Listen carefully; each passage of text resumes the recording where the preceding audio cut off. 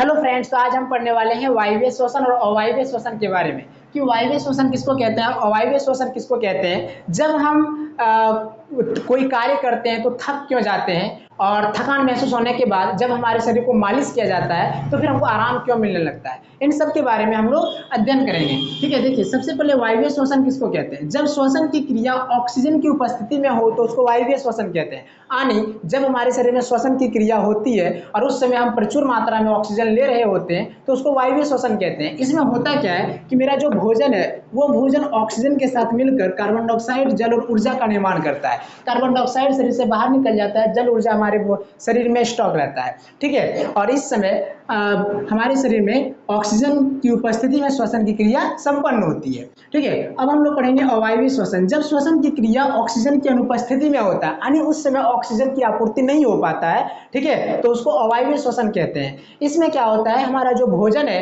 वह glucose direct alcohol, carbon dioxide और ऊर्जा में परिवर्तित हो जाता है। देखिए जब हम कभी दौड़ रहे होते हैं या कोई कार्य कर रहे होते हैं उस समय हमको अधिक ऊर्जा की आवश्यकता होती है, लेकिन हम उस समय तेजी से सांस नहीं ले पाते हैं। उस समय हमारे शरीर में ऑक्सीजन की आपूर्ति कम हो जाता है यानी ऑक्सीजन नहीं अच्छा से ले पाते हैं और उस कारण से हमारे शरीर में जो ग्लूकोज है वो डायरेक्ट अल्कोहल, कार्बन डाइऑक्साइड और ऊर्जा में परिवर्तित हो जाता है। तो हमारे शरीर में अल्कोहल यानी लैक्टिक अम्ल जमा हो जाने के कारण से हमारा शरीर थकान महसूस करता है और हम बहुत ज़्यादा थक जाते हैं।